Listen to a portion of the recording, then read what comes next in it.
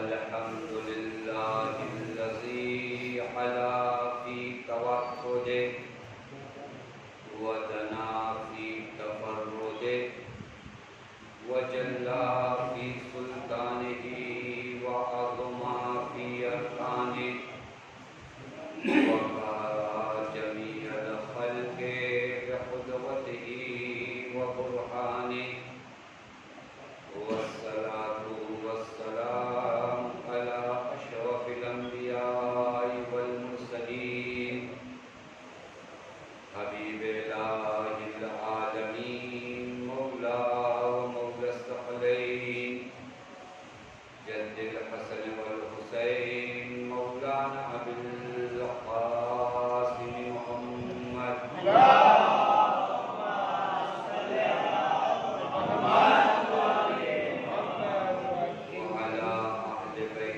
الطيبين الطاهرين المعصومين المظلومين المنتجبين لا سيما بقية الله في الأرضين واللعنة الدائمة الباقية العاجلة على أعدائهم ومنكري فضائلهم وغاصبي حقوقهم أجمعين من الآن إلى يوم الدين أما بعد فقد قال الله الحكيم في محكم كتابه بسم الله الرحمن الرحيم يا أيها الذين آمنوا استجيبوا لله وللرسول إذا دعاكم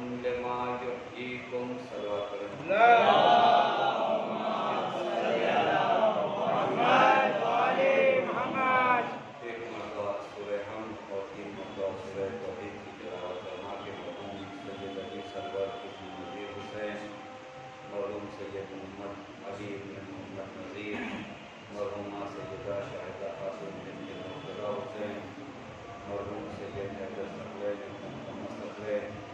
مرحومہ سیدہ شاہدہ خاتون بنت محمد حسین، مرحومہ حسینہ بانو بنت نذیر حسین رضی اللہ عنہ.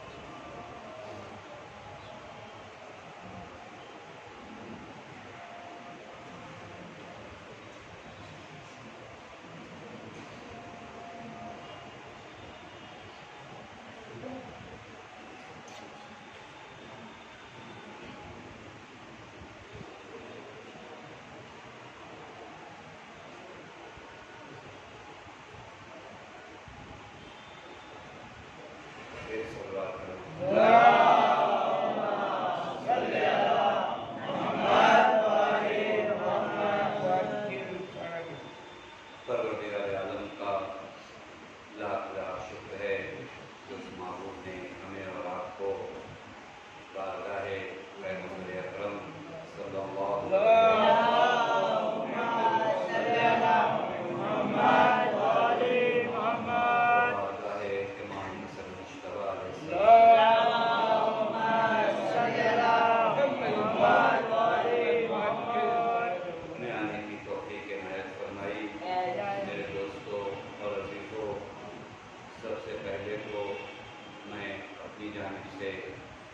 اور آپ تمام مومنین کی جانب سے آج کی عشت کی مناسبت کی شہادت کے عنوان سے بارگاہ مقدس امام زمان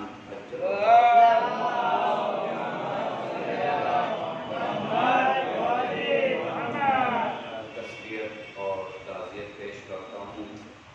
نہایت کی اہم گھڑی آج کی شب ہے کہ جہاں دو معصوموں کی فراق اور فرقت و غم کی شب ہے. بہت ہی دردناک شب ہے اور ان دونوں معصومین میں جس کا بھی ذکر کیا جائے مجلس ناتمام رہے گی.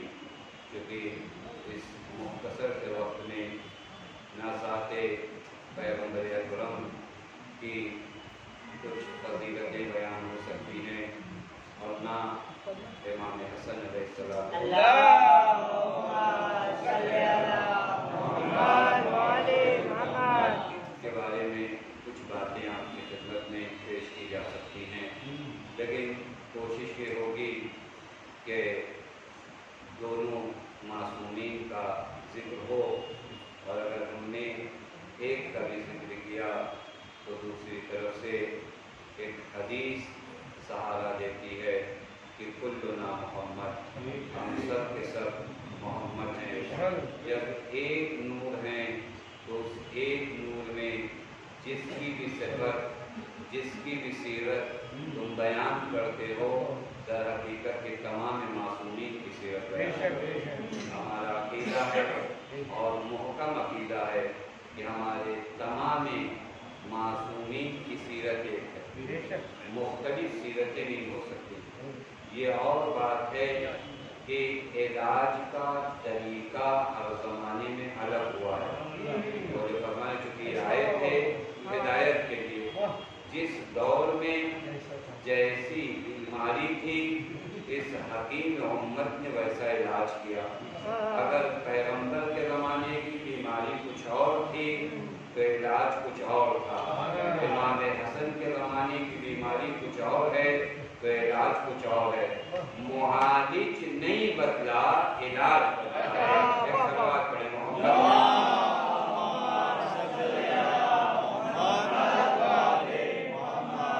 इन तमाम ज़वात को, चहारदा मासूमीन जो हैं, इन तमाम ज़वात को इस तरह फ़र्ज़ कीजिए, मैं अपने बच्चों के लिए अर्ज़ करूँ, इस तरह फ़र्ज़ कीजिए कि गोया एक इंसान ने पूरे 200 साल से ज़्यादा ज़ाहिरी ज़िंदगी गुजारी है। आपकी और मेरी ज़िंदगी जो है इसमें बड़े फ़र्क आते हैं ना। कभी हम इस तरह करत के अमल दिखाते हैं, कभी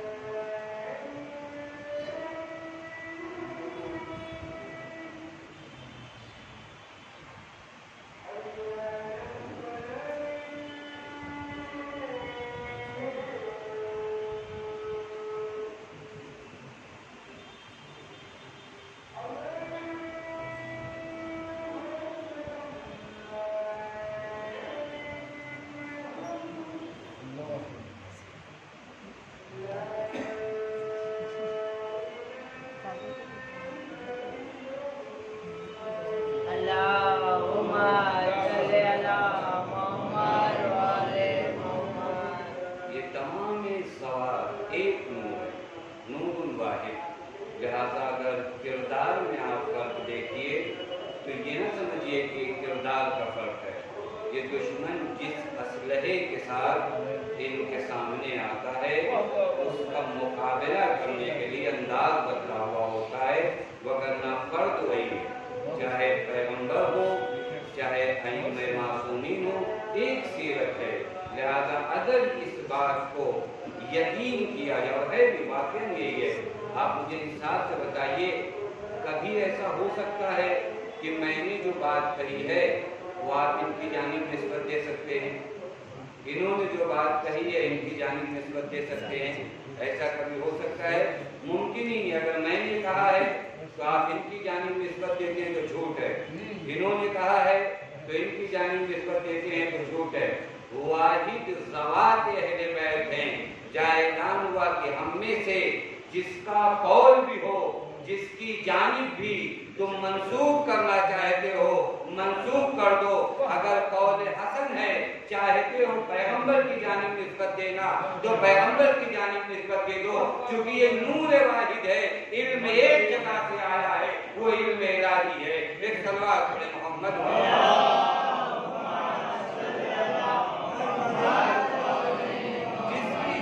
نسبت دینا چاہے تو کوئی فرق نہیں پڑتا، کیونکہ معدن علم ایک ہے، علم آیا ایک جگہ سے، وہی علم ہے جو علم خدا ہے، جو پروردگار عالم نے ان کے وجود میں وضعیت فرمایا ہے، لہذا یہ وہ ذوات ہیں۔ اب اگر آپ توجہ فرمائیے کہ آخر ہم مسلمانوں کا سب سے اہم افتخار کیا ہے؟ معلوم ہے آپ کو، کائنات میں ہم واحد وہ قوم ہیں جو یہ افتخار کر سکتے ہیں کہ یہ قرآن جو ہمارے پاس ہے یہ خدا کا بھیجا ہوا وہی قرآن ہے کہ جس میں کمی و زیادتی نہیں ہوئی۔ ہمارے علاوہ کوئی بھی یہ دعویٰ نہیں کر سکتا، نہ انجیل والے، نہ توریت والے، نہ زبور والے۔ اگر آپ جائیے اور یہودیوں اور عیسائیوں سے پوچھئے، یہ خود کہتے ہیں کہ یہ وہ توریت نہیں ہے جو نبی لے آئی تھی، یہ وہ زبور نہیں ہے جو نبی لے آئی تھی۔ یہ ہمارا افتخار ہے کہ ہم کہہ سکتے ہیں یہ وہی قرآن ہے جو قلب مصطفیٰ پہ نازل ہوا۔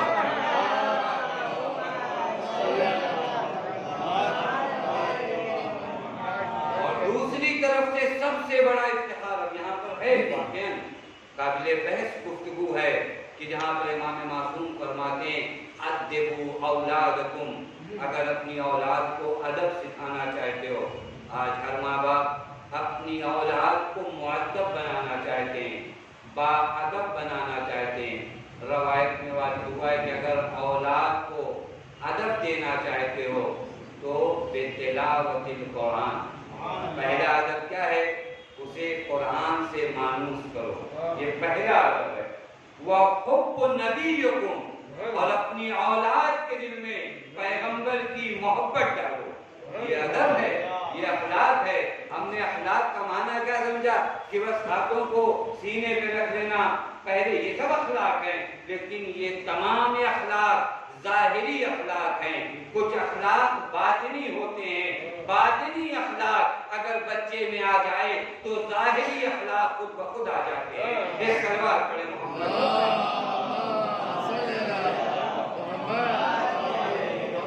اگر باطن اس کا روشن ہو جائے، کیسے ممکن ہے کہ جس کے دل میں محبت نبی ہو اور وہ سلام میں پہل نہ کرے؟ ممکن ہو سکتا ہے کسی کے دل میں نبی کی محبت، کیا کہا؟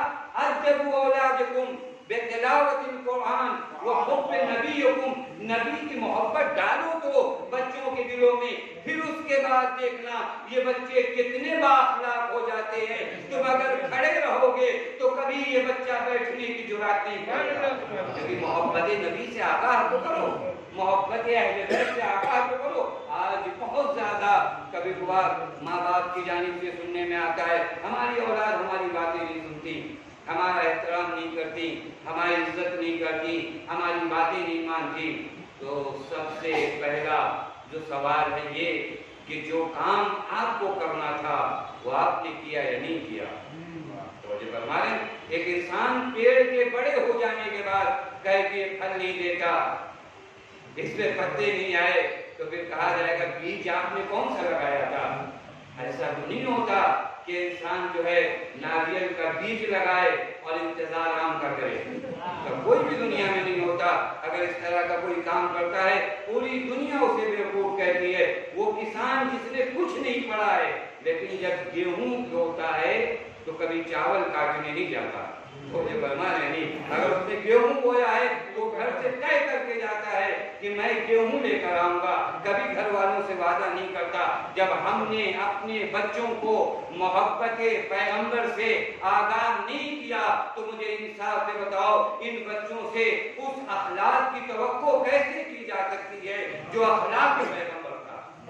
پہلے انہیں آشنا تو کیا جائے پیغمبر سے، پہلے بتایا تو جائے، ان کے دلوں میں محبت نبی ڈالی تو جائے، یہ محبت نبی۔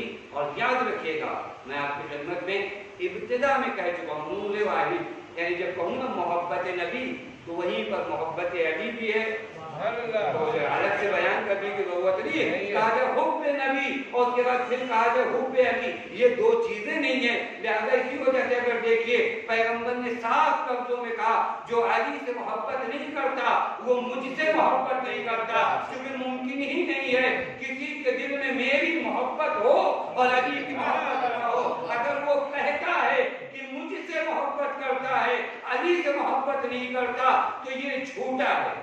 پیغمبر کی زبان ہے، کیسے ہو سکتا ہے؟ نور واحد میں آپ کہیے میں محبت کرتا بھی ہوں اور محبت نہیں بھی کرتا، کیونکہ علی اور نبی اگر جدا ہوتے تو دو مرحلے ہوتے، لیکن جو نفس پیغمبر ہے تو وہ جو فرما رہے ہیں جو جان پیغمبر ہے، لہذا محبت نبی محبت علی ہے۔ اور ہوا ہے واقعہ، کبھی آپ توجہ فرمائیے، ہمیں اپنی اولاد کو محبت نبی سے، الفت پیغمبر سے دن و رات یہ کوشش کرنی چاہیے کہ ان کے دلوں میں محبت نبی آئے، کیونکہ کل قیامت کے دن انسان اسی کے ساتھ ہوگا جس سے وہ محبت کرتا ہے۔ روایت، ایک شخص آیا پیغمبر کے حضور میں اور ایک سوال کیا، یا رسول اللہ متی قیام الساعہ؟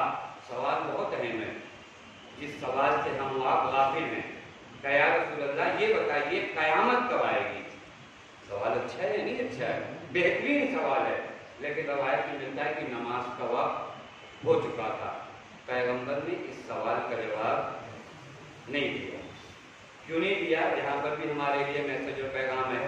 عموماً ہمارے یہاں مجلسیں شروع اس وقت ہوتی ہیں جب نماز کا وقت شروع ہوتا ہے، پھر دونوں چیزیں میچ نہیں کرتی۔ پیغمبر نے سوال کا جواب نہیں دیا، سائل نے سوال کیا متی قیام الساعہ، قیامت کب آنے والی؟ پیغمبر نے کہا پہلے نماز پڑھ لوں اس کے بعد سوال کا جواب دیتا ہوں۔ اب پیغمبر یاد تو نہیں کر رہے تھے نا جواب، کہ پیغمبر کو یاد نہیں تھا، پیغمبر یاد کرتے اور پیغمبر کو ایک وقت پیغمبر کے لیے تو تمام چیزیں اسی طرح ہے جس طرح ہم اپنے ہاتھ کی انگلی، یہ بھی صرف میں اس وجہ سے مثال دے رہا ہوں تاکہ ہمیں پتہ چل جائے، ورنہ جو ہے اس سے بھی آسان پیغمبر کے لیے اس سوال کا جواب دینا، لیکن پیغمبر نے کہا پہلے نماز بعد میں تمہارا جواب دیتا ہوں۔ یہ میسج نہیں ہے ہمارے لیے، یہ پیغام نہیں ہمارے لیے۔ ہمارے یہاں کیا ہوتا ہے؟ ہمارے یہاں تمام ضرورتوں سے جب فارغ ہو جاتے ہیں تو اس کے بعد اگر نماز پڑھا تو پڑھا، تو یہ فرمائیں تمام ضرورتیں، ابھی یہ کام کہتے ہیں کہ ابھی یہ کام کریں تو نماز پڑھتے ہیں۔ بعض علماء فرماتے ہیں کہ کام کو کہو کہ نماز کا وقت ہے، نماز کو مت کہو کہ کام ہے۔ ہم کام کو بتائیں، اگر یہ کام ہے تو اسے بتائیں کہ نماز کا وقت ہے، نماز کو نہ بتائیں کہ یہ کام کا وقت ہے۔ اگر ہم نے یہ بتایا کہ یہ کام کا وقت ہے تو معلوم ہے کہ نماز کی کیا اہمیت ہے۔ پیغمبر نے کہا ابھی سوال کا جب پیغمبر نماز پڑھ کر آئے اس وقت پیغمبر نے پوچھا کہ من السائل، کس نے سوال کیا تھا؟ کہ رسول اللہ میں نے سوال کیا تھا۔ کہا کیا سوال کیا؟ پیغمبر نے، چونکہ سوال بہت اہم تھا، پیغمبر نے فرمایا دوہراؤ، سوال کیا تھا؟ کہا متی قیام الساعہ، قیامت کب آئے گی؟ اور واقعی انسان کو اس عالم آخرت کے بارے میں فکر کرنا چاہیے، ورنہ ہماری طرح زندگی ہو تو معلوم ہی نہیں کہ قیامت کے بارے میں ہم نے سوچا ہی نہیں۔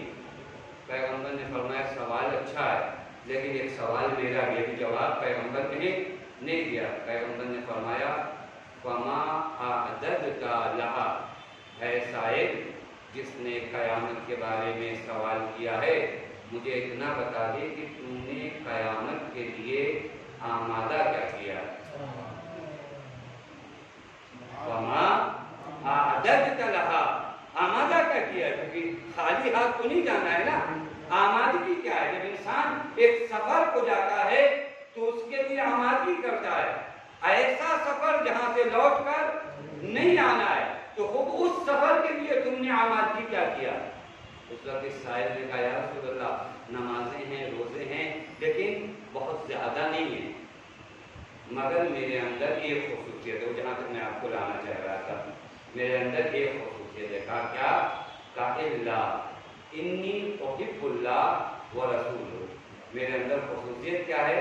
میں خدا اور رسول سے محبت بہت کرتا ہوں، میں خدا اور رسول سے بے نمازی نہیں تھا، کسی کے ذہن میں یہ بات نہ ہے کہ بے نمازی تھا، اس نے کہا نمازیں ہیں، روزے ہیں، لیکن بہت زیادہ نہیں ہے، الا انی احب اللہ و رسول، میں خدا اور رسول سے محبت کرتا ہوں۔ اب یہاں پیغمبر نے فرمایا المرء مع من احب، انسان اسی کے ساتھ ہوگا جس سے محبت کرے گا، یعنی پیغمبر فرمانا چاہتے گھبرانا نہیں، اگر محبت ہماری تمہارے دل میں ہے تو کل قیامت میں ہمارے ساتھ ہوگے۔ ایک صلوات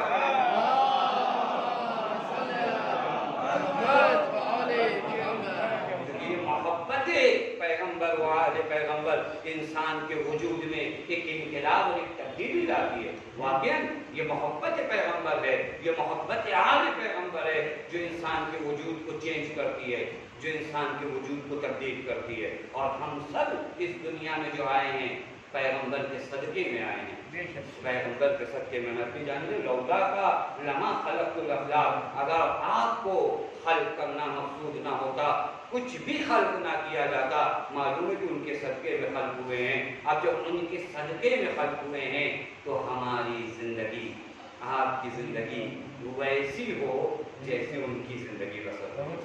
یہ مجلسوں کا ہدف بھی یہی ہے، مقصد بھی یہی ہے کہ تمہیں پیغمبر جیسا بھی مانے، یہ نہیں کہ پیغمبر بن جاؤ گے، یہ کسی سے بھی ڈیمانڈ نہیں، آپ سے کوئی نہیں بھی چاہ سکتا، انبیاء سے ڈیمانڈ نہیں کہ تم پیغمبر بن جاؤ، انبیاء سے بھی یہ ڈیمانڈ نہیں، کچھ میچنگ ہونا چاہیے۔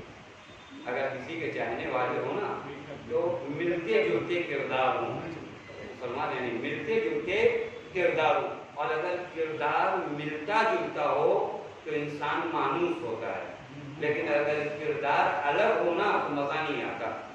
تو جو فرمان میں بھی اگر مثال دوں تو شاید بہت واضح ہو جائے۔ بہت سی چیزیں ہیں جو ہمارے اوپر بوجھ بن جاتی ہیں، لیکن بعض چیزیں ہیں جو ہمارے اوپر بوجھ نہیں بنتی۔ یہ ہمارا 2.5 کلو کا سر جو ہے کبھی بھی میری گردن پہ بوجھ نہیں بنتا، لیکن اگر اس سر پہ 1 کلو کا سامان آدھا گھنٹہ رکھ لوں تو وہ بوجھ بن جاتا ہے۔ کہا کیوں؟ کہا یہ تو بوجھ نہیں بنا، وہ بوجھ بن گیا۔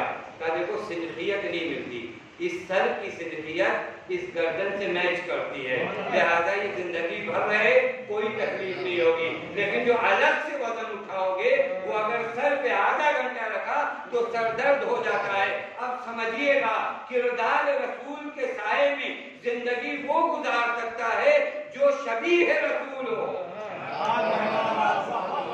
اس کا کردار پیغمبر سے ملتا ہو۔ جناب شہزادے علی اکبر کا ذکر آتا ہے نا،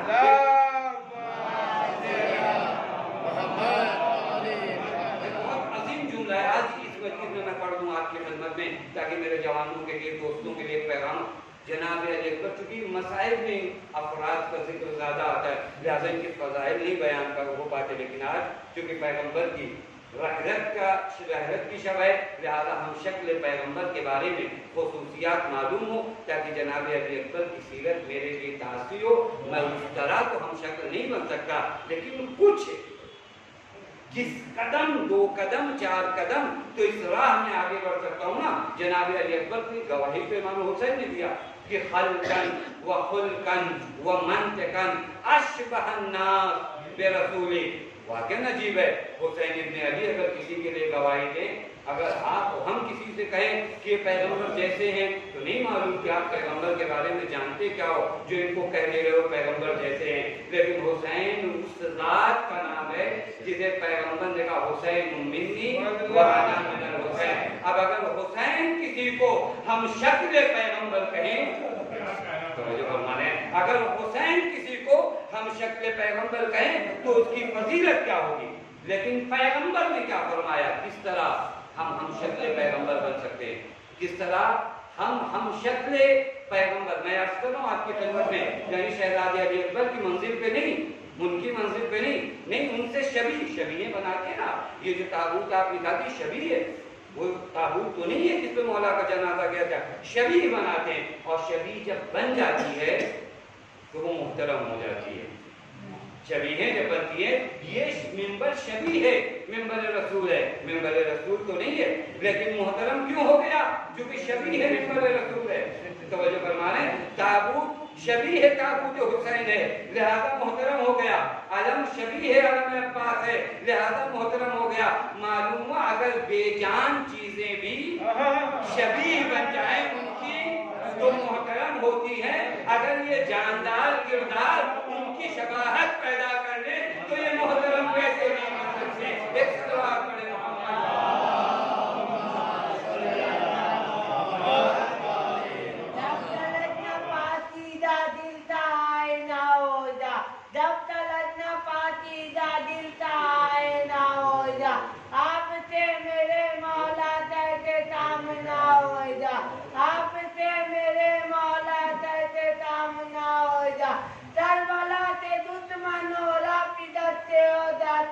آپ کی عدالت میں سب کا فیصلہ ہو جا.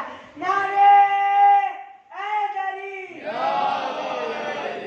علی اکبر علیہ السلام بآواز بلند تلوار.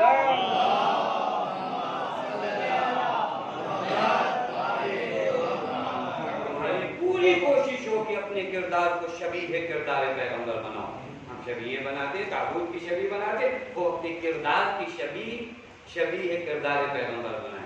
یہاں پہ بھی تو شباہت ہونی چاہیے، اور اس شباہت کا حکم پیغمبر نے دیا. اور اگر تم نے اپنے کردار کو شبیہ کردار پیغمبر بنایا، تم خود بخود ملائکہ کے درمیان محترم ہو جاؤ گے، تم خود بخود انبیاء کے درمیان محترم ہو جاؤ گے.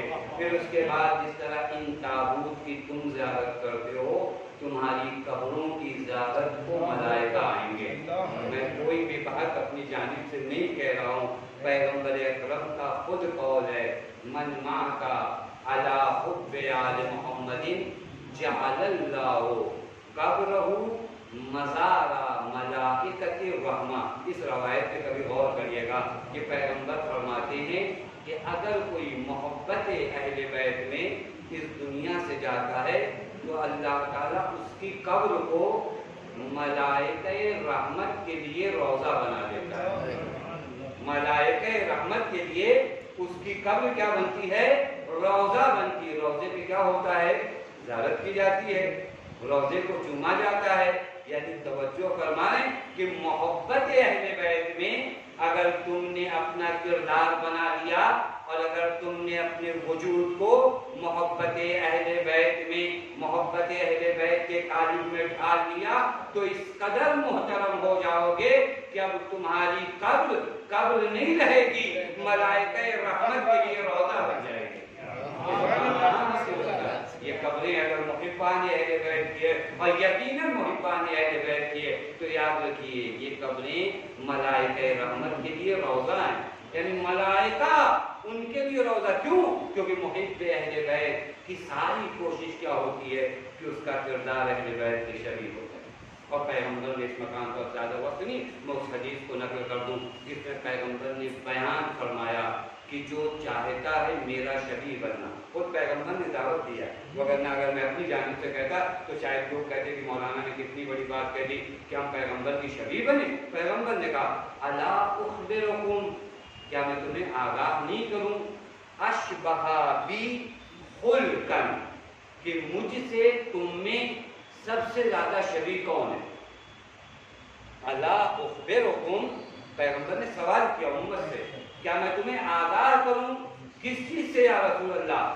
اشبہ بی خلقا، کہ مجھ سے سب سے زیادہ شبیہ کون ہے؟ آسان جملہ کہوں، میرا ہم شکل کردار میں کون ہے؟ تم میں سے کردار کے لحاظ سے میرا ہم شکل کون ہے؟ میں بتاؤں کون ہے؟ اب یہیں سے یہ خاص سنیے گا اور شہزادے علی اکبر کو سمجھیے گا کہ وہ کردار کی کس منزلوں پر تھے. کہ امام حسین نے ان کے بارے میں کہا اشبہ الناس برسولک، کہ تیرے رسول سے سب سے زیادہ شباہت رکھنے والی ذات کا نام جو ہے اکبر ہے. اور نہ خلقن، اگر خلقن کوئی شبیہ پیغمبر ہو جائے تو یہ بھی بڑی عظمت ہے، لیکن مولا نے فرمایا خلقن ظاہری شکل میں بھی وخلقن اور کردار میں بھی، یعنی کردار اکبر کردار رسول ہے، شکل اکبر شکل رسول ہے، یہ مرحلہ ہے۔ یہاں پر پیغمبر نے کئی صفات بیان کی، میں ان میں سے دو تین اگر وقت رہا تو آپ کی خدمت میں کروں۔ اشبہ الناس، کون مجھ سے زیادہ سب سے زیادہ شبیہ ہے؟ اعظمکم حلما واحسنکم خلقا، جس کا اخلاق سب سے بہتر ہے وہ سب سے زیادہ مجھ سے شبیہ ہے۔ احسنکم خلقا، تم میں سے سب سے اچھا اخلاق جس کا ہو۔ اب ہمارے یہاں ایک جھگڑا چلتا ہے نا کہ تم مولائی، تم مقصر، یہ مولائی یہ مقصر، طرح طرح کے الزامات پیغمبر خود فیصلہ کر دے رہے۔ احسنکم خلقا، تم میں سے جس کا اخلاق سب سے زیادہ بہتر ہے وہ میرا ہم شکل ہے، اور ہم شکل پیغمبر سے بڑا کوئی مولائی ہو سکتا ہے؟ پیغمبر نے فیصلہ کیا نا، اعظمکم حلما، علم کے لحاظ سے جو سب سے زیادہ علم رکھے۔ اب انشاءاللہ میں خلقن کا معنی کر دوں اور اپنے جوانوں کے لیے اور بچوں کے لیے، اخلاق پیغمبر واقعی دنیا تک نہیں پہنچا۔ ہمارے ہاں ایک مشکل جو پیش آئی ہے، اسلام کو جو پریزنٹ کیا گیا، اور چونکہ اپنے تو نہیں جانتے نا کہ اسلام کیسے ہے، ہم لوگوں نے تو بس طبیعت میں اور پیروی میں کلمہ پڑھا، ہمارے ماں باپ نے کلمہ پڑھا تو ہم نے کبھی اسٹڈی اور تیاری تو کیا نہیں، لہٰذا جب بھی دشمن جو کچھ کہتا ہے ہم فوراً ماننے کو تیار ہو جاتے ہیں۔ آج بہت بڑا اعتراض جو کیا جاتا ہے، کہا دین مبین اسلام جو ہے تلواروں سے پھیلا۔ آپ جانتے ہیں تاریخ اٹھا کر دیکھیے، 13 سال کی زندگی جو پیغمبر کی مدینے میں تھی، کبھی کبھار یہ عادت ہمیں یاد ہونی چاہیے دشمن کے مقابلے میں۔ 13 سال کی زندگی پیغمبر کی جو مدینے میں تھی، 80 سے زیادہ جنگیں ہوئیں۔ معلوم ان جنگوں میں کتنے دشمن مارے گئے؟ 1000 سے 1200 کا فیگر سے زیادہ نہیں۔ جو لوگ اسلام پہ الزام لگاتے ہیں کہ دین تلواروں سے پھیلا ہے، 1000 سے زیادہ اور 1200 انتہا، اس سے زیادہ دشمن قتل نہیں ہوئے۔ مجھے انصاف سے بتاؤ، جس دین پر تم تلواروں سے پھیلنے کا الزام لگا رہے ہو، اس دین کے مقابلے میں جو لوگ آئے اور کوئی بھی جنگ اپنی جانب سے نہیں ہوئی۔ مکے کے قریش جب پیغمبر سے جنگ کرنے آئے، مدینے تک یعنی 400 کلومیٹر کا فاصلہ انہوں نے طے کیا، اس وقت بھی پیغمبر نے انہیں کہا کہ کیوں جنگ کرنے آئے ہو، تم مجھ سے کیوں جنگ کرتے ہو؟ اور پیغمبر نے ان کے لیے بھی آپشن رکھا، دیکھو مجھ سے جنگ نہ کرو، اگر میں کامیاب ہو گیا تم سے جنگ کیے بغیر اور اپنی بات کو پھیلا دیا تو کل تمہارا ہی نام ہوگا کہ تمہاری خاندان کے ایک شخص نے اپنی بات کو پھیلا دیا، اور اگر ہار گیا تو تم چاہتے یہی ہو۔ یعنی پیغمبر نے دشمن کے لیے بھی آپشن رکھے تاکہ یہ جنگ نہ ہونے پائے۔ لیکن جنگیں ہوئیں، لیکن قتل کتنا ہوا؟ 1000 سے 1200۔ الزام کیا لگتا ہے کہ دین مبین اسلام تلواروں سے پھیلا ہے۔ مجھے انصاف سے بتاؤ، یہ الزام وہ لوگ لگاتے ہیں جو ایک بم کہیں پر مارتے ہیں تو لاکھوں کی تعداد میں لوگ آج تک مرتے ہیں۔ تو یہ بنا جب ہمیں تاریخ نہیں پتا ہوگی تو ہم دشمن کے سامنے اس طرح یہ وہ لوگ الزام لگاتے ہیں جو بم ایسے مارتے ہیں کہ آج تک وہاں پر بچے صحیح نہیں پیدا ہوتے۔ وہ اسلام پر یہ الزام لگاتے ہیں کہ اسلام تلواروں سے پھیلا۔ اسلام کے پھیلنے کا ایک اہم راز اخلاق پیغمبر، اخلاق پیغمبر۔ اسلام اس قدر جو عام ہوا ہے، آپ جانتے ہیں پیغمبر کا سامنا کن لوگوں سے تھا؟ اصل جاہلیت والوں کو یوں ہی نہیں کہا جاتا، یہ وہ لوگ تھے جہاں زنا عام طریقے سے ہوتا تھا، گھروں پہ پرچم نصب کیے جاتے تھے، اس قدر بے حیا قوم تھی، پرچم نصب ہوتے تھے کہ اس گھر میں زنا ہو رہا۔ حتیٰ بعض لوگ، میں اپنے بچوں کو یاد کروں کس ماحول میں پیغمبر آئے تھے تاکہ ان کی عظمت کا احساس ہو۔ پیغمبر کی خدمت میں ایک شخص پہنچا، کہا یا رسول اللہ، یہ جو آپ بتاتے ہو کہ جنت ہے جہنم ہے، یہ سب سچ ہے؟ پیغمبر نے کہا کہ جنت میں کیا ہے؟ تو پیغمبر نے سارے جنت کی نعمتیں گنائیں۔ کہا اچھا یہ بتائیے کہ جو جھگڑا ہمارا یہاں چلتا ہے جنت میں بھی ہوگا یا نہیں ہوگا؟ تو پیغمبر نے کہا कहा कि नहीं यहाँ तो झगड़े होते नहीं, तो कब फिर ऐसी जन्नत में जाने का क्या फर्क है?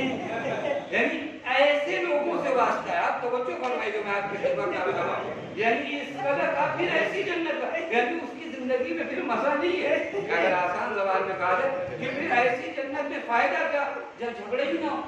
जैसे बात लोग होती है कि हम मस्जिदों में जाने का क्या फायदा, यहाँ बैठ कर हम ग़ीबत ही नहीं कर पाते। थोड़ा बाहर निकले तो वहाँ मजा आता है, थोड़ा ग़ीबतें होती है। अब यहाँ तो चुपचाप मौलाना पढ़ते रहते और हम लोगों को चुपचाप सुनना पड़ता है। बाद में तो दिल में फितरत सानविया बन जाती है कि नहीं बाद में चलेंगे, बाद में चलेंगे। खूब अगर आप तवाफ़ हज कर रहे हो तो बाद में आओ, लेकिन अगर आप बाहर बैठकर कुछ बातें आम जिंदगी की कर रहे हो तो कम से कम यहाँ आ जाओ जहाँ पर अंबिया आए हैं। हो सकता है कुछ मानवियत का रिस्क ले जाओ, मानवियत का रिस्क ले जाओ। अगर बाहर बहुत अहम काम है ऐसा जबकि नहीं होता, बैठकर ऐसे लोगों से पैगंबर का वास्ता है जो कहते हैं जन्नत में अगर ये नहीं है तो फिर क्या फायदा ऐसी जन्नत में जाने का। उस कौम को चेंज करना, उस कौम को तब्दील करना, उस कौम को बदलना है। ऐसी कौम के दरमियान से पैगंबर को बिलाल बनाना है, ऐसी कौम के दरमियान से पैगंबर को सलमान बनाना है, ऐसी कौम के दरमियान से पैगंबर को निस्तार बनाना है। अब अज़मत पैगंबर का अंदाजा लगाओ कि पैगंबर का अखलाक किस मार्के पर है और किस बुलंदी पे है कि कुरान कहता इन्नका लअला खुल्किन अज़ीम। किसी ने मौलाए कायनात से पूछा या अली अखलाक पैगंबर के बारे में कुछ बयान करिए। मौला ने जी जुमला पढ़ा, क्योंकि रसूल को अली से ज़्यादा कोई नहीं पहचान सकता कोई भी कायनात में। और मैं यहीं पर एक जुमला कहता हूँ, याद आ गया तो कह दूँ कि पैगंबर की फजीलत के लिए अगर सब कुछ ख़त्म हो जाए और कुछ न मिले तो इस एक जुमले को याद रखना, वो अली जो फ़ख्र कायनात है वो कहता है कि अना अब्दुल मिन अबीद मोहम्मद, मैं मोहम्मद के गुलामों में से गुलाम। पैगंबर की सबसे बड़ी फजीलत ये है कि ज़ात अली कहती हो कि अना अब्दुल मिन अबीद मोहम्मद, मैं मोहम्मद के गुलामों में से एक गुलाम हूँ। अब समझो कि पैगंबर का मर्तबा क्या है। मौलाना ने पूछा कि इन्नका लअला खुल्किन अज़ीम का माना क्या है, अखलाक पैगंबर की डेफिनेशन क्या है, बताइए कि पैगंबर का अखलाक क्या था। तो मौलाना ने बहुत अजीब जवाब दिया कि इस पूरी दुनिया को कुरान ने क्या कहा है, वमा मताउ दुनिया इल्ला कलील। कलील का माना क्या होता है, कम का। पूरे आलम को अल्लाह ने कहा कि पूरी मताए दुनिया कलील है, यानी कम है। और पैगंबर के अखलाक को क्या कहा, कलील का अपोजिट क्या आता है अरबी में, अजीम। का ये पूरी दुनिया एक तरफ और कुरान कहता है कलील, और अखलाक पैगंबर एक तरफ, कुरान कहता है अजीम। अब यही से अखलाक पैगंबर का अंदाजा लगाओ। जिस खुदा ने पूरी दुनिया को खलील कहा हो, उस खुदा ने अखलाक पैगंबर को अजीम कहा है। एक सलवात पढ़े मोहम्मद।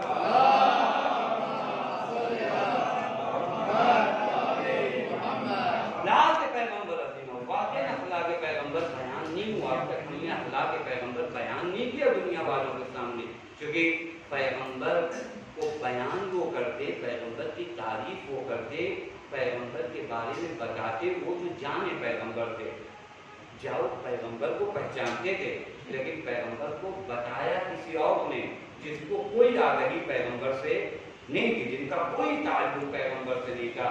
पैगंबर को उन लोगों ने दुनिया वालों तक बताया है। लेकिन अगर पैगंबर को पहचानना है तो और नहजुल बलागा में देखो, जब हज़रत अमीर पैगंबर का तारुफ कराते हैं, वहाँ पता चलता है ज़ात पैगंबर है कौन सी ज़ात। ये ज़ात अखलाक के आला मालिके पे, आला मालिके पे। वाकई आपने नहीं सुना होगा, ये वो ज़वात हैं जिसके बारे में कुरान पैगंबर के बारे में क्या कहते हैं मालूम है, बाक़िउन नफ्स, ये मेरे रसूल क्या तुम अपनी जान दे दोगे लोगों की हिदायत के लिए।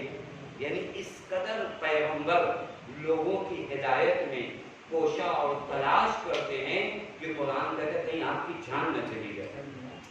इस कदर पैगंबर तलाश करते हैं। वाकई ज़ात पैगंबर आती थी, हिल में पैगंबर देखिए, मकाम पैगंबर देखिए, अज़मत पैगंबर देखिए, لیکن یہ تمام مقام پیغمبر کس وجہ سے معلوم ہے؟ آپ تشہد میں بھی پڑھتے ہو اشہد ان محمدن عبدہ ورسولہ، یعنی بڑی ترتیب ہے اس تشہد میں کہ پہلے بندگی ہے پھر رسالت ہے، یعنی اگر بندگی صحیح سے کوئی کر دے تو رسالت تک اسے ہم پہنچا دیں گے۔ عبد خدا ہے، پھر اس کے بعد رسول خدا ہے۔ یوں مرحلہ ہے جو آسانی اور ذات پیغمبر کو واقعی اگر آپ دیکھیے ہل میں پیغمبر نے کیا فرمایا؟ دوسری صفت کیا ہے؟ میں اخلاق پیغمبر واقعی اس کا تفصیلی موضوع ہے کہ والد نہیں ہونا چاہتا ہوں، ورنہ اخلاق پیغمبر کتنی ہزاروں داستانیں ہیں جو اخلاق پیغمبر کی۔ جس وقت پیغمبر کے پاس پوری قدرت اور طاقت تھی اس وقت پیغمبر نے دشمنوں کو معاف کیا، اس وقت پیغمبر نے دشمنوں کو معاف کیا، اور ایسے دشمنوں کو معاف کیا ہے جنہوں نے پیغمبر کو بہت ستایا ہے۔ ایک شخص ہے تاریخ میں ملتا ہے جس کا نام ابو یمامہ ہے، ابو سمامہ، اس کا قبیلہ تھا سمامہ اور اس کا خود نام یمامہ ہے۔ یہ شخص نے کئی مرتبہ پیغمبر کو قتل کرنے کی دھمکی دی تھی، کئی مرتبہ اس نے کہا تھا کہ اگر جس دن میں آپ پر مسلط ہوا اور میرا کنٹرول آپ کا ہوا تو میں آپ کو قتل کر دوں گا۔ لیکن ایک جنگ میں جب اسیر ہو کر آتا ہے نا تو پیغمبر فرماتے تمہارے ساتھ میں 3 کام کر سکتا ہوں۔ پہلا کام یہ کہ تمہیں قتل کروں، کیونکہ جو اسیر جنگ میں اسیر ہوتے ہیں انہیں قتل کرنے میں کوئی حرج نہیں ہے۔ پیغمبر نے کہا تمہیں قتل کر سکتا ہوں، کہا یا رسول اللہ آپ قتل تو کر سکتے ہیں۔ کہا دوسرا کام میں یہ کر سکتا ہوں کہ تمہیں تمہارے قبیلے والوں کو لوٹا دوں اور ان سے بدلے میں پیسہ لے لوں، کہا یہ بھی کر سکتے کیونکہ وہ قبیلے کا سردار تھا۔ اور بعض روایت میں ملتا ہے یہ ہے واقعہ کچھ لوگ دین میں کیسے آئے تھے، جیسے پیغمبر نے یہ 2 آپشن پڑھا نا ایک ساتھ پڑھے ہوئے، کہا پیغمبر اکرم تو یہی دوسرا آپشن ٹھیک ہے، یہ یاد کر لیجیے، پیسہ لے لیجیے۔ میں نام نہیں لینا چاہتا اور تاریخ میں آپ لوگ جا کر پڑھیے کہ یہ شخص کھڑا ہوا اور کہنے لگا کہ بس یہی والا آپشن جو ہے ٹھیک ہے، کیونکہ اس میں کچھ آمدنی تو ہے، کیونکہ کچھ لوگ دین کو کیا بناتے ہیں؟ ذریعہ آمدنی بنا رکھا ہے، اور جب دین ذریعہ آمدنی بن جاتا ہے نا تو پھر اس کے بعد یہ دیکھتا ہے کہ مارکیٹ میں بک کیا رہا ہے، کیونکہ آمدنی میں یہ دیکھا جاتا ہے کہ مارکیٹ میں چل کیا رہا ہے۔ اگر دین ذریعہ آمدنی بن جائے نا تو مجھے یہ لگے گا کہ وہ پڑھوں جو آپ کو پسند ہے، اور پھر جب میں وہ پڑھنے لگوں گا جو آپ کو پسند ہے تو مرحلہ حل ہو گیا۔ اگر ڈاکٹر وہ دوا دینے لگے جو مریض کو اچھی لگے تو پھر تو بات کیا کہنا، نہ مریض ٹھیک ہوگا تو مجھے فرمائے نہ کچھ حالات بے گا۔ آپ ڈاکٹر کے سامنے جا کے نہیں نیلی والی دوا ہم کو نہیں چاہیے، یہ پیلی والی دوا چاہیے، ڈاکٹر مشخص کرے گا، معین کرے گا کہ آپ کیا کھاؤ گے، کیا کھاؤ گے، کتنا کھاؤ گے، کیسے کھاؤ گے۔ ہماری قوم کا ایک سب سے بڑا المیہ یہ ہے کہ ہمارے ہاں کچھ ایسے لوگ مولانا کے لیے باتیں معین کرتے ہیں جنہوں نے خود دین کے بارے میں کچھ پڑھا نہیں، وہ بتاتے ہیں مولانا کو کہ آپ کو آج یہ پڑھنا ہے اور آج آپ کو یہ نہیں پڑھنا ہے۔ اور جب میں آپ کے کہنے پر اس ممبر پہ آؤں گا نا تو خدا سے کم ڈروں گا، آپ سے زیادہ ڈروں گا، اور اگر آپ سے ڈروں گا تو پھر آپ کی باتیں اور آپ کی اردو کو میں کیسے بیان کروں گا، کیونکہ مجھے ہر لمحہ یہ خوف رہے گا کہ پتہ نہیں اگلے سال ان لوگوں نے بلایا کہ نہیں بلایا تو میرا کیا ہوگا۔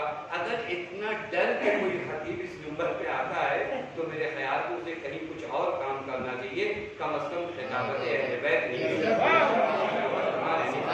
اگر اتنا ڈر ہو جائے قوم کا کہ میں اگر یہ پڑھ دوں تو یہ ہو جائے گا تو پھر اس کے بعد کوئی اور کام کریے، خطابت آپ کا کام نہیں ہے، کیونکہ خطابت سید سجاد نے بتایا ہے کہ جب ساری دنیا تمہاری مخالف ہو، ہر طرف تلواریں ہوں، دشمن کا مجمع ہو، بات وہ کہنا جو حق ہے، وہ کہنا جو حق ہے، وگرنہ شام کے دربار میں خطابت کرنا کوئی آسان کام نہیں تھا، ننگی تلواریں تھی، ہر طرف خوف تھا، لیکن خطیب دربار شام نے ایک جملہ کہہ کے بتایا کہ ہم یہاں رضائے مخلوق کے لیے نہیں آئے ہیں، ہم رضائے خالق کے لیے آئے ہیں۔ اگر رضائے خالق کے لیے میں آیا ہوں تو مجھے یہ دیکھنا پڑے گا کہ خالق کیا چاہتا ہے، مخلوق کو نہیں نظر۔ لہٰذا اس طرح بعض لوگوں نے ذریعہ بنایا ہے دین کا. پیغمبر سے بھی انہوں نے یہی کہا کہ ہاں بس یہ دوسرا آپشن ٹھیک ہے. پیغمبر نے فرمایا نہیں, میں نے 3 چیزیں کہی ہیں, اور پھر پیغمبر نے فرمایا کہ اگر میں تمہیں آزاد کر دوں تو اب اس دشمن کو یقین نہیں ہوا. کہا میں پیغمبر تو وہی ہے جہاں دشمن کو بھی یقین نہ آئے کہ مجھے آزاد کیا جا سکتا. کہا مجھے آزاد کر دیں گے. پیغمبر نے کہا کر دیں گے نہیں, کر دیا آزاد. کر دیں گے نہیں, کر دیا آزاد. کہا میں جاؤں, کہا چلے جاؤ. دیکھو دشمن متعجب ہے, جبھی سے معلوم ہے کہ میں نے کیا کیا کیا ہے, میں نے کیا کیا ہے ان کے ساتھ, اور یہ کیسے کہا جاؤں یا رسول اللہ, کہاں چلے جاؤ. معلوم ہوا گیا باہر, تھوڑی دیر بعد لوٹ کر آ رہا ہے, تیرا اشہد اللہ الہ الا اللہ.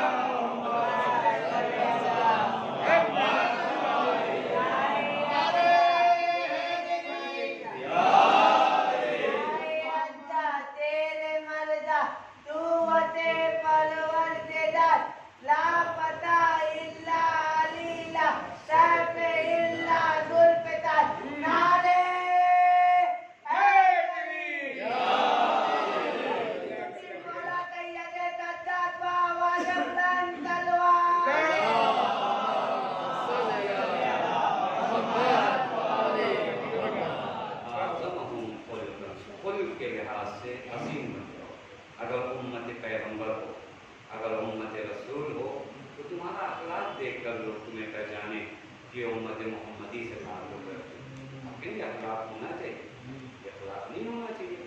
سرکار بات آ گئی ہے تو اب قدم کرنا وقت ہو گیا. مولا امام حسن علیہ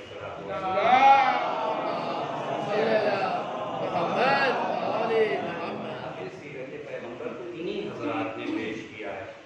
مولا امام حسن کا گھر ایک یہودی کے گھر سے سٹا ہوا تھا, اور ملتا ہے روایت میں کہ اس یہودی کی عورت ایک مولا کے گھر میں آتی کسی کام سے. یہ پیغام ہے دوستوں میرے عزیزو, اس تاریخ کے واقع نہیں کہ آپ سنیے اور واہ واہ کریے اور بات ختم ہو جائے. یہ ہم جس معاشرے اور سماج میں رہتے ہمیں اسی طرح کا اخلاق پیش کرنا ہے. وہ یہودی عورت آتی ہے مولا کے گھر میں, اور دیوار کو مولا کی دیکھتی ہے. وہ اپنی جگہ برسات کے دنوں میں دیوار بھیگ جاتی ہے, کبھی بہت پانی اس طرف سے آتا ہے. اس یہودی کا کنواں جو تھا مولا کی دیوار کے پاس تھا, اور مولا کی پوری دیوار تر تھی. اس یہودی عورت نے جب آ کر دیکھا کہ یہ دیوار تر ہے, اس نے جا کے اپنے شوہر کو بتایا کہ مولا امام حسن کے گھر کی دیوار تر ہے ہمارے کنویں کے پانی سے. وہ یہودی مولا کی خدمت میں پہنچا, کہتا ہے مولا امام حسن آپ نے کبھی ذکر بھی نہیں کیا کہ میرے گھر کے کنویں کی وجہ سے آپ کی دیوار تر ہے. امام نے فرمایا میرے نانا نے منع کیا. جس معاشرے میں جن کے ساتھ ہم رہے انہیں اذیت نہ پہنچے, یہ طریقہ یہ آزاد ہے. ہمارے سماج میں بھی سوسائٹی میں رہتے ہیں, اس طرح زندگی گزاریے, اس طرح رہیے کہ لوگ ایک کو پسند کریں. کیا یہ اخلاق محمدی کا حامل ہے؟ ہاں یہ اپنی مولا کا چاہنے والا ہے. ہمارے یہاں تو بہت معمولی چیزوں میں ہم آپے سے باہر ہو جاتے ہیں. یہ اخلاق پیغمبر کا اس سے کوئی تعلق نہیں ہے. واقعہ ابھی تک مسلمانوں نے اخلاق پیغمبر کو پریزنٹ نہیں کیا, لوگوں کے سامنے پیش نہیں کیا کہ اخلاق پیغمبر ہوتا کیا ہے. اگر یہ اخلاق پیغمبر ہم آپ پیش کر دیں تو جان لیجیے کہ عصر جاہلیت میں جس طرح یدخلون فی دین اللہ افواجا, افواج فوجیں لوگ دین خدا میں آ رہے تھے. کس چیز کو دیکھ کر؟ اخلاق پیغمبر کو دیکھ کر. آج اسی اخلاق پیغمبر کو تم پیش کرو, لوگ پھر اسی طرح دین میں اگر دین کی خدمت کرنا ہے. بس ابھی تو میں نے ختم کیا آپ کے زحمت کو. انشاءاللہ بقیہ باتیں کل صبح میں کی خدمت میں عرض کروں گا. یہ ہے ذات پیغمبر, اور وہ ہے ذات سرکار امام حسن. ان دونوں نے امت کے لیے اپنا سب کچھ نچھاور کر دیا. پیغمبر کے کم اذیتیں برداشت نہیں کی. پیغمبر فرماتے ہیں کہ جتنا مجھے ستایا گیا اتنا کسی اور نبی کو نہیں ستایا. یہ پیغمبر کا جملہ کوئی مبالغہ نہیں ہے. اور واقعی تاریخ گواہ ہے کہ پیغمبر جب اس دنیا سے جا رہے ہیں تو پیغمبر کی آنکھوں سے آنسو بہا, اور مقتل کا جملہ ہے کہ پیغمبر کی بیٹی حضرت زہرا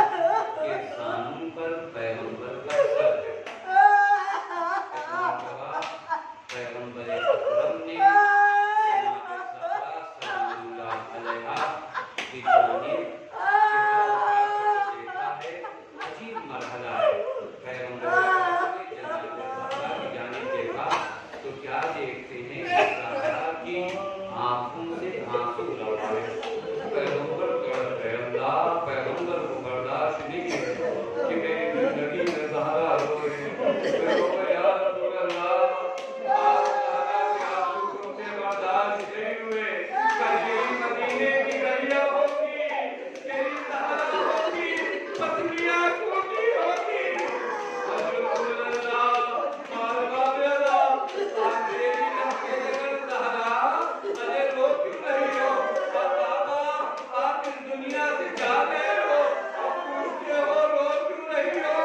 एक मर्दा सर को करीब लाने को कहा, अब जो ज़हरा ने अपना सर पैगंबर के करीब किया, पैगंबर के कानों में, पैगंबर ने ज़हरा के कानों में कुछ कहा, ज़हरा के लबों पे तबस्सुम आया, बाजा तो रहला के पैगंबर।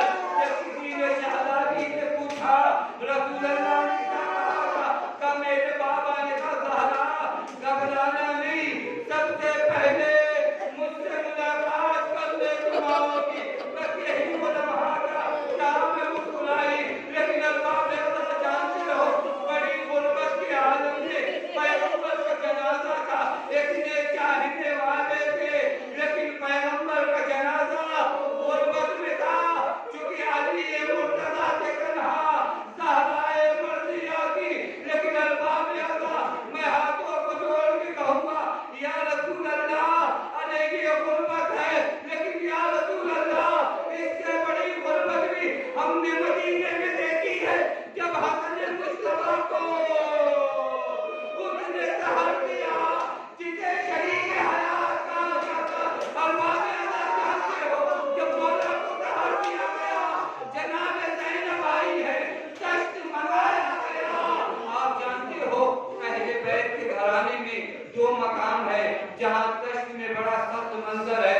एक दश्त जब हसन ने मंगाया, और एक दश्त उस वक्त है जब शाम के दरबार में पेश किया गया। ये जो दश्त आया है तो हसन के जिगर के टुकड़े इतने निकले।